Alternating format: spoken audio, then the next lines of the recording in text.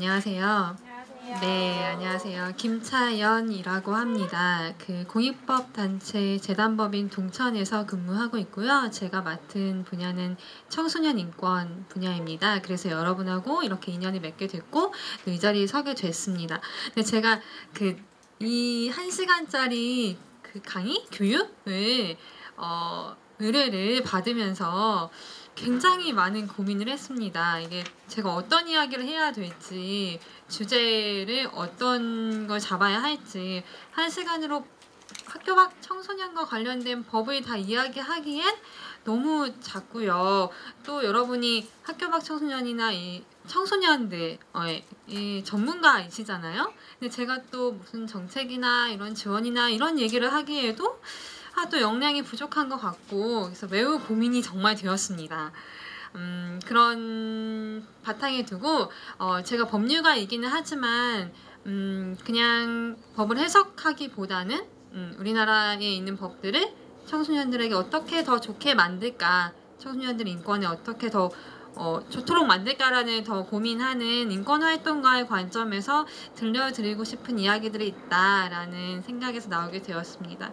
근데 하다 보면 이건 좀 지나친 것 같은데? 이런 생각을 하실 수도 있고요. 또 어떤 건 이거 내가 다 이미 알고 있는 이야기인데? 라는 생각이 드시는 이야기가 있을 수도 있으실 것 같아요. 그래서 오늘 좀 들으시고 오늘 1시간 후에 우리가 이걸 계기로, 오늘 교육을 계기로 인연을 맺고 나중에 필요한 이야기들이 있으면 서로 공유하는 그런 시간이 되었으면 좋겠습니다. 뭐 이 내용 자체를 어제 특별한 내용이다라기보다는 그런 만남의 시간이었으면 좋겠어요. 그래서 좀 편안한 마음으로 들으셨으면 좋겠고요. 하시면서 이런저런 고민들을 나누셨으면 좋겠습니다. 저의 불안한 마음이 막 드러나죠. 이 긴 설을 통해서 들리긴 잘 들리시죠? 너무 크지 않으시죠? 괜찮으세요? 네. 네, 제목은 역시 고민하다가 10대의 인권이라고 잡았는데요. 왜 청소년의 인권이 아니라 10대의 인권인가는 좀 이따 한번 살펴볼게요. 네, 무거운 이야기부터 시작하겠습니다.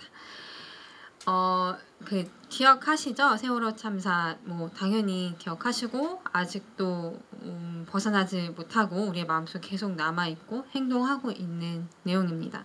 근데 제가 이야기하고 싶은 내용은 그 세월호 참사가 있었을 때 청소년들에 관해서 어떤 생각을 하셨었나요?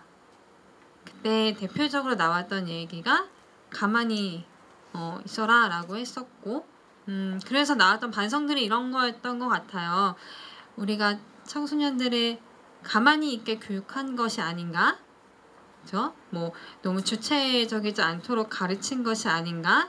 이런 고민들 아마 하셨을 거예요. 그리고 많은 사람들이 그런 생각을 했었고요. 근데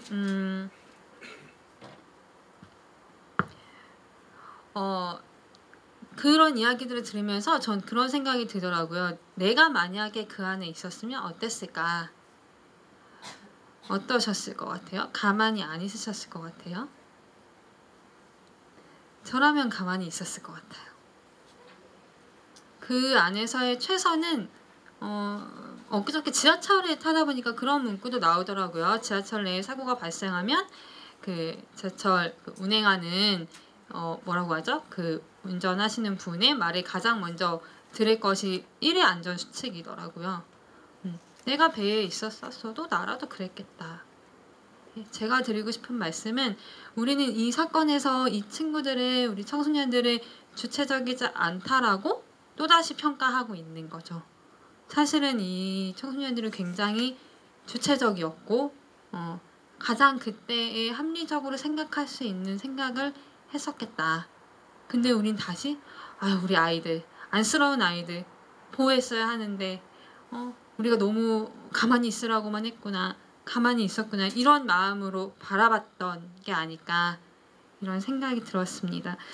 사실 그때 6.4 지방선거도 있었을 때였고요. 그때 청소년들이 세월호 참사 이후에 거리에 가장 앞서 나온 사람들이 어른이 아니라 청소년들이었고, 기억하실지 모르겠는데 예전에 광우병 그 쇠고기 파동 그때도 가장 앞서 나왔던 것이 청소년들이었습니다. 그 촛불 소녀가 있었죠.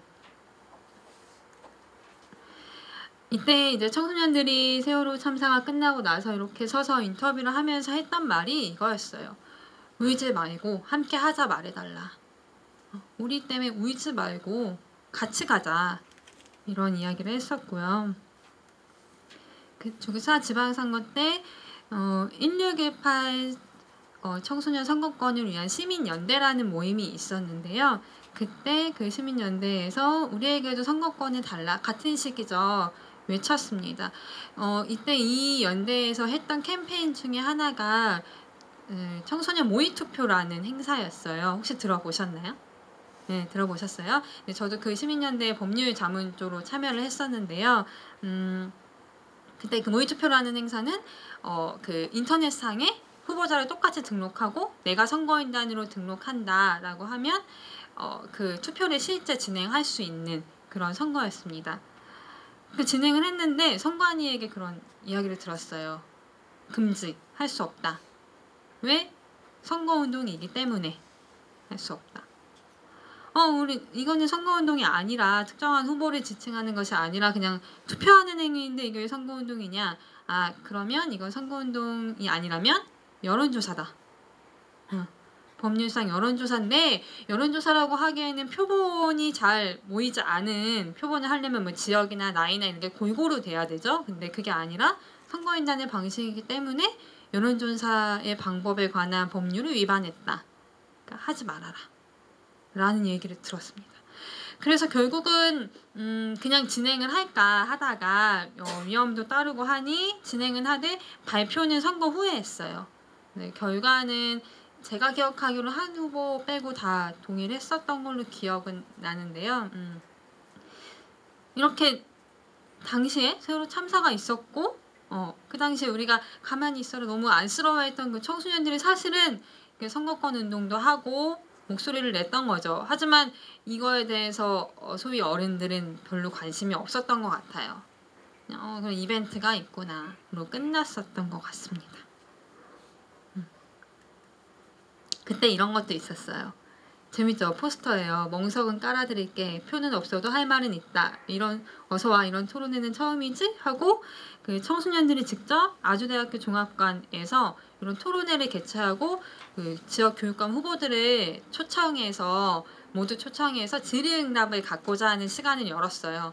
이때 실제 후보자들이 왔었고 하지만 역시 선관위가 이거는 할 수 없다라고 해서 진행은 하지 못했습니다. 어떤 생각이 드세요? 이게 당연하다. 청소년들은 선거운동 하면 안 되지 라는 생각이 드시나요? 이게 선거운동으로 느껴지시나요? 이런 일도 있었고요. 이런 유사한 일들은 이전부터 쭉 있어 왔고요. 여전히 있습니다. 하지만 안 된다고 하고 있고 선거운동을 할 수 없다. 선거권이 없기 때문에 여론조사도 할 수 없다. 위법하다. 헌법재판소는 이게 헌법재판소의 선거권 연령에 대해서 3번이 올라갔었어요. 위헌이다라는 것이 18살로 낮춰달라 이런 이야기들이었죠. 근데 정치적 판단 능력이 미약하다. 이렇게 근거를 들어서 합헌 판단이 났었습니다. 그 만나시는 청소년들은 어떠신 것 같아요? 정치적 판단 능력이 좀 어린 것 같다라는 생각이 드실 수도 있을 거예요. 그러면 거꾸로 여러분들이 만나시는 성인들은 어떠세요? 정치적 판단 능력이 있으신 것 같으세요? 잘 모르겠죠. 네. 선거라는 거는 그 대표성이에요. 그걸 기준으로 해야 한다고 생각하고 그럴 때 청소년들이 적어도 말할 수 있는 창구는 있어야 하지 않을까. 선거권까지는 그래 아니더라도 선거운동이나 혹은 정당활동도 우리는 안 되죠. 그런 것들은 할 수 있도록 하면 좋지 않을까라는 생각이 있습니다. 위한다는 말은 제가 청소년 인권 쪽에서 변호사로 활동한 지가 이제 한 4년 차? 3, 4년 차인 것 같아요. 그러면서 느꼈던 제 개인적인 이야기들을 좀 말씀드리고 싶은데 제가 변호사로서 청소년 쪽에서 일해요. 청소년계에서 활동하고 있습니다. 이런 얘기를 하면 청소년을 위한 활동을 해요. 이러면 되게 좋은 일 하시네요. 의미 있는 일 하시네요. 아이들이 참 좋아하겠어요. 라는 칭찬들을 많이 받았어요. 근데 제가 반대로 다르게 제 청소년 인권 운동을 합니다. 라고 이야기를 하면 청소년 인권? 운동? 이런 물음표적인 시선을 많이 받았던 것 같아요. 처음에는 좀 낯설었어요. 그런 시선이. 나는 나에겐 그게 너무 같은 얘기인데 왜 그게 다르게 느껴질까? 라는 고민을 좀 하면서 이런저런 책도 보고 청소년들하고 만나면서 그런 생각이 들었습니다. 그러니까 위한다라는 말이 사실은 인권이라는 것과 굉장히 친한 말이죠. 누군가를 위한다라는 말이. 그런데 그 안에 미성숙하다라는 그냥 기본적인 전제, 상대방이, 그리고 보호해야 한다, 그리고 아직 너는 너의 권리가 유예되어 있다. 그러니까 소위 그런 얘기 많이 하죠. 청소년은 미래의 그 주역, 현재의 주역이죠. 미래의 주역이 아니라. 그러니까 지금 있는 권리를 조금 대학 가면 많이 들었어요. 대학 가면 할 수 있어 라는 것들을 그냥 기본으로 깔고 가는. 물론 대학 가서 할 수 있는 일들이 있죠. 그래야 하는 일들이 있고 그럴 수 있는 일들이 있고 하지만 그냥 우리 너무 기본적으로 미성숙하고 보호해야 하고 이런 생각들이 우리도 모르게 차별하거나 통제할 수 있겠다. 그러다 보니 위한다는 말이 인권과 차별과 통제는 인권과 되게 멀거든요. 그래서 아마 친하지 않게 된 것이 아닌가. 그 김재 박사의 미성숙 전제와 청소년의 기본권 제한이라는 논문에 보면요, 이런 말이 나옵니다. 해당 연령 범위의 사람에 대해 미성숙하다는 성격을 부여한 입법자의 결정을 승인한 이상 그 사람에 대한 기본권 제한과 차별도 쉽게 정당화된다. 아직 성숙하지 않았기 때문에 제한될 수 있는 부분은 있을 거예요. 그거를 부인할 수는 없어요. 근데 우리가 너무 쉽게 어리기 때문에 라고 하는 정말 당연한 기본적인 전제가 그 여타의 권리들을 얼마나 침해하고 있는가, 너무 쉽게 정당화할 수 있다. 결국 입법자가 미성숙하다고 정하였으므로 미성숙하기 때문에 기본권 제한과 차별이 정당화된다고 하는 동어 반복적 순환 논리를 채택하여 해당 법령에 대한 헌법적 판단을 포기하는 셈이 될 우려도 있다. 그 헌법으로 위헌인가 여부를 판단할 때 4가지 기준이 있습니다. 목적의 정당성, 수단의 적절성, 침해의 최소성, 법익의 균형성. 이걸 다 검토를 해서 예를 들어 여러분이 표현의 자유를 억압한다라고 하면 다 검토해요. 이게 목적이 정당한가? 표현을 제한하는데 이 방법을 통해서 인터넷 규제 예를 들면 이게 적절한가? 그랬을 때 이 사람의 그 권리는 피해가 최소화되는가? 다른 방법은 없을까? 이것과 개인의 인권과 공익과 어떤 게 균형이 다 검토를 하게 되는데 이런 검토가 없이 그냥 단순히 어리기 때문에 할 때 얼마나 많은 권리가 침해될까에 관한 얘기입니다. 또 그 유엔 아동권리위원회 그 제12조 의견 표명권에 관해서 일반 논평이라는 거는 이 조항은 이렇게 해석해라 라는 이야기거든요. 일반 논평에 보면 이런 이야기가 있습니다. 이거는 표현의 자유 쪽인데요. 당사국은 아동이 자신의 의견을 표현할 능력이 없다는 가정에서 시작해서는 안 된다.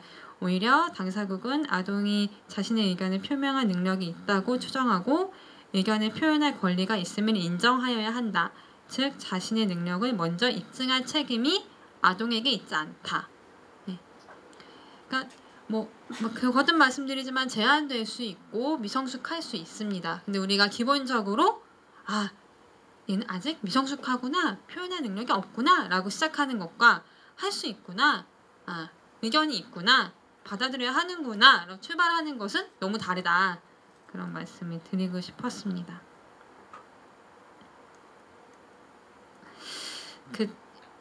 그렇게 볼 때 그 위한다라는 소위 선한 말이죠. 그게 얼마나 폭력적인가. 그 여성에 좀 비유를 하면 아 진짜 당신 섹시하네요. 오늘 뭐 치마가 아주 섹시한데요. 다리가 섹시한데요. 라고 말하는 것이 칭찬일 수 있지만 때로는 그게 폭력적일 수 있는 거죠. 그것과 크게 다르지 않다는 거예요. 네. 여기도 나옵니다. 제가 한 말은 아니고요. 청소년인 친구가 이런 이야기를 했는데 10대를 위한다는 것은 10대에게 그들만의 특징이 있다고 파악해버리는 오류를 범하는 것이며 10대에게 10대다운 것을 드러나지 않게 강요하는 이야기를 포함하고 있다. 칭찬한다는 의도로 아무 여자에게나 오늘 굉장히 섹시하네요 라고 한다고 해서 잘하는 것이 아니듯이 나이 차별도 그렇다. 의도가 무엇이든 10대를 규정하는 것은 상대에게 굉장히 폭력적일 수 있다는 것을 잊지 말아야 한다 라고 이야기했습니다. 그래서 제가 서두에 청소년의 인권, 저도 청소년이라고 말하는데요. 오늘은 특별히 10대의 인권이라고 제목을 잡은 이유가 청소년이라고 그룹화하는 것이 얼마나 폭력적일 수 있는가를 좀 이야기하고 싶었어요. 푸르른 청소년이라고 그룹화하는 것. 10대, 20대, 30대 다 그냥 20대, 30대인데 10대만 우리는 청소년. 뭐 어떤 그 페이스북에 제가 청소년 활동가들하고 친구가 많은데 어느 날 이런 글을 봤어요. 요즘에 뭐뭐는 사랑입니다 이런 말 많이 쓰죠. 뭐 커피를 좋아한다 이러면 커피는 사랑입니다. 뭐 이런 말들 있잖아요. 거기에 청소년은 사랑입니다 이런 말 좀 많이 쓰는 것 같아요. 그래서 그 얘기를 이제 이 친구가 보고 나는 이 말이 되게 불쾌하다. 왜 장애인은 사랑입니다. 뭐 성소수자는 사랑입니다. 이런 얘기 안 쓰면서 왜 청소년은 사랑입니다라고 쓰냐. 이런 얘기 듣고 저는 이제 그거에 뭐 동의한다라기보다 약간 신선했어요. 아 그렇게 생각할 수도 있겠구나. 나도 청소년은 사랑입니다라고 공감했었는데 이 친구가 듣기엔 그게 되게 불쾌했구나 라는 생각이 들었었어요. 네. 지금까지 본 게 이게 청소년 인권에 대한 제가 가진 관점 혹은 제가 들었던 생각들에 대해 좀 말씀을 나눴고요. 지금부터 좀 구체적인 이야기를 들어가 보겠습니다. 3개 정도를 말씀드릴 건데요. 하나는 가출 청소년, 탈가정 청소년에 관한 이야기고 또 하나는 성매매 피해를 입는 성착취 피해 청소년들 그리고 마지막으로는 학교 밖 청소년들에 관한 이야기들을 해보겠습니다. 네. 처음엔 가출 청소년입니다.